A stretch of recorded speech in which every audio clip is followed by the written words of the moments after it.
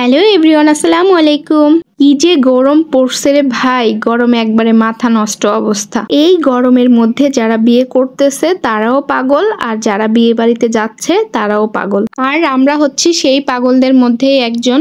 Because দেখতেই পাচ্ছেন, এই যে আমরা চলে এসেছি বিয়ে বাড়িতে। আর বিয়ে বাড়িতে এসেছি একবারে লাস্ট টাইমে, মনে করেছি যে বিয়ে বাড়ির ভিড় কমুক তারপরে আমরা যাব। অ্যান্ড থ্যাঙ্কস টু গড যে সেটাই হয়েছে। আমরা আস্তে আস্তে বিয়ে বাড়ি প্রায় ফাঁকাই হয়ে গেছিল। এমনকি আর একটু দেরি করলে মনে হয় বর বউ চলে যেত, তাদেরকেও পেতাম না।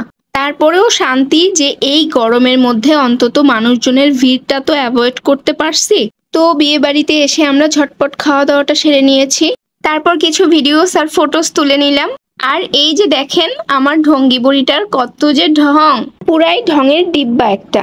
আনিসা জন্ম নেবার পর থেকেই আমার মনে হয় ওর জন্য আমার পৃথিবীটা আরো অনেক বেশি সুন্দর হয়ে গেছে। খাওয়া দাওয়া শেষ করে কিছু পিকচার্স তুলে দেন ওর ড্রেসটাও চেঞ্জ করে দিয়েছি, কারণ এই গরমের মধ্যে হেভি ড্রেস পরে থাকতে পারছিল না ও। তাই একেবারে কটনের একটা হালকা ড্রেস পরিয়ে দিয়েছি, যেন ও একটু কমফোর্ট ফিল করে। আর এদিকে কিন্তু নতুন জামাই বউয়ের বিদায়ের সময়ও হয়ে গিয়েছিল। বিয়েবাড়ির এই সময়টা খুব স্পেশাল হয়ে থাকে। মেয়ে বাবার বাড়ি ছেড়ে শ্বশুর বাড়িতে চলে যায়, আর তখন একটা আবেগ ঘন পরিবেশ তৈরি হয়। তো আমরা ওখানে দাঁড়িয়ে এই জিনিসগুলো একটু দেখছিলাম। আর এদিকে বাচ্চারা তো এত কিছু বুঝে না, ওরা ওদের নিজেদের খেলাধুলা নিয়ে ব্যস্ত সময় কাটাচ্ছে। এই ছেলেবেলাটাই জীবনের শ্রেষ্ঠ একটা সময়, যখন কোনো চিন্তা ভাবনা কিছুই থাকে না, শুধু আনন্দ আর আনন্দ। ওরা যে এখন জীবনের কতটা মূল্যবান সময় কাটাচ্ছে তা ওরা নিজেরাও জানে না।